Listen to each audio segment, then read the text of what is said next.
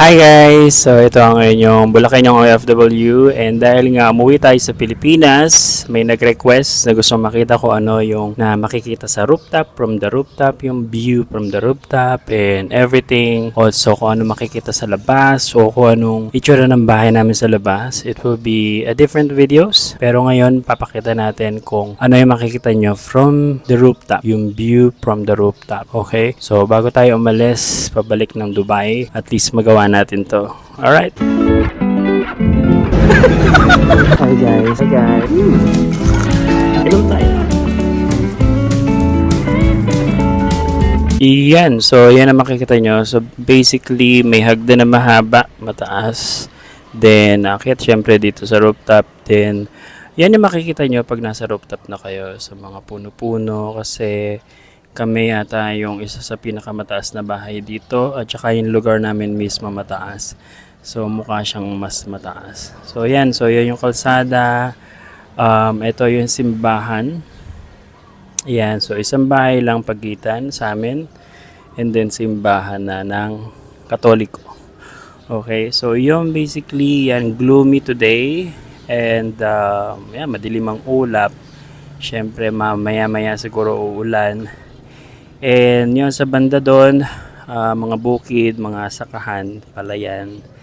And doon pa sa banda doon, pag sinum in natin ng konti, which hindi naman masazoom in talaga, ano na yon, bandang Pulong Buhangin, Narsagaray.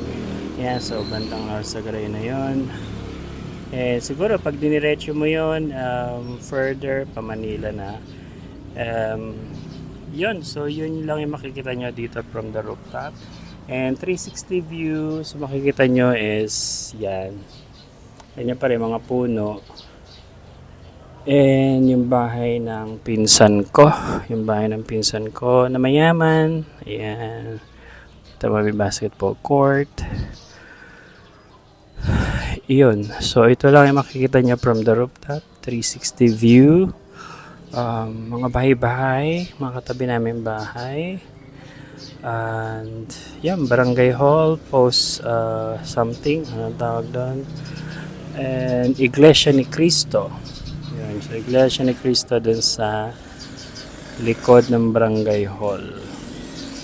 And yun, so yun lang makikita nyo. And pag dumiretso pa dito tayo sa kabila, may makikita tayong mansyon. Yan, malalaking mga bahay yan. Ang laki ng bubong, di ba? So, yun pa ulit. And then, yun. Yan. So, yun yung gate namin. And yun pupunta sa Calle 11. Yan, Calle 11, tinawag siyang Calle 11 kasi marami daw mga churba-churba. Meron din palang makikitang ibon. So, yung bubong namin, punong-puno ng ibon. So, kung makikita niyo yan, yung ibong maya. So, hilig nilang maggawa ng pugad sa mga bubong. So, anywhere na kaya nilang maglagay ng pugad.